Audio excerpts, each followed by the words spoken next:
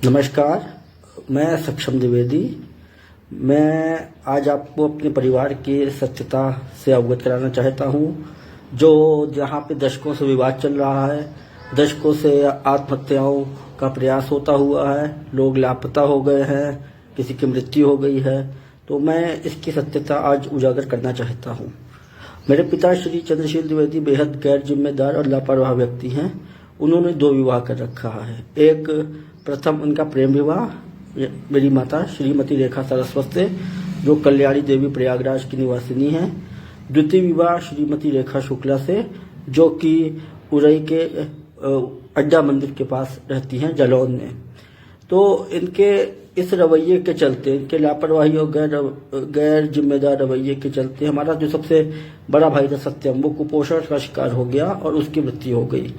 इसके उपरांत सिर्फ मेरे बाबा जब तक जीवित थे, डॉक्टर रामशंकर द्विवेदी, सारे बच्चों का पालन पोषण उनके कारण हो सका। वर्तमान मेरे बाबा की मृत्यु के बाद से स्थितियां और बिगड़ती चली गई और मेरे पिताजी ने सारी जिम्मेदारियां त्याग कर सिर्फ अपनी विलासिता के जीवन जीना व्यतीत कर दिया। मेरे पिताजी के पास 3 अचल संपत्ति है। प्रथम 20 नया कटरा दिलकुशा प्रयागराज, जो मेरा जन्म स्थान है, जहां से उन्होंने मुझे निकाल दिया है। द्वितीय तुलसी नगर उरई जिला जालौन में। तृतीय नौकुचिया ताल जिला नैनीताल में। इस तरह के 3 इनके पास अचल संपत्ति है। हमारा कुरहना आलमगीर गांव है, वहाँ मेरा पैतृक खेत है।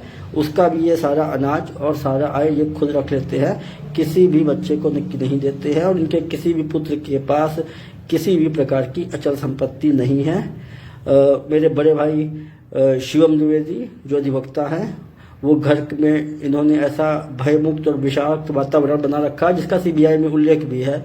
वो वहाँ छोड़ के खुद किराए पे रहने को मजबूर हैं। इन्होंने पूरा 20 नया कटरा दिलकुशा, जो मेरा जन्म स्थान है, प्रियम द्विवेदी को दे रखा है। प्रियम द्विवेदी मध्य प्रदेश में रहता है, वो मध्य प्रदेश में लेक्चरर है और उसका ससुराल मेरे घर में रहता है।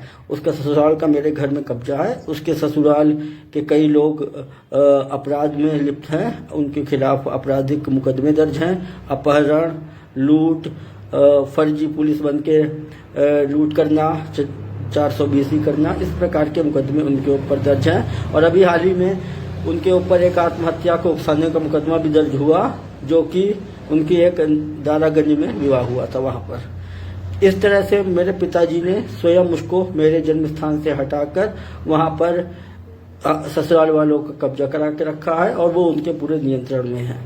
तो इसी क्रम में एक मेरा छोटा भाई रक्षम द्विवेदी भी मेरा एक छोटा भाई लापता हो चुका है।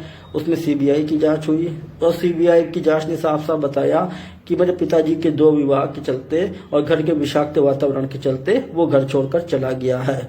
और आज की स्थितियां घर की इतनी तनावपूर्ण है क्योंकि इन्होंने मुझको और मेरे छोटे भाई रक्षम को घर से निकाल दिया है।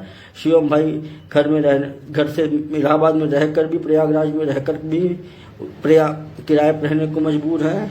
सारे पुत्र अपना जीवन निर्वहन अपने तरीके से कर रहे हैं। ये किसी भी प्रकार से सहयोग की बात छोड़िए, उसको शोषण और मानसिक यातना देने का प्रयास करते हैं।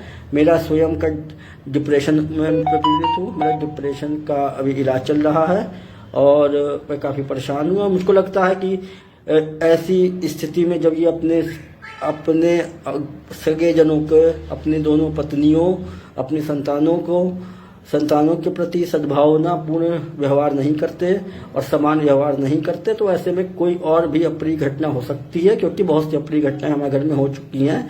तो इसके पूरे के पूरे जिम्मेदार मेरे पिता श्री चंद्रशील द्विवेदी जी होंगे। ये मैं आपसे कहना चाहता हूँ। नमस्कार।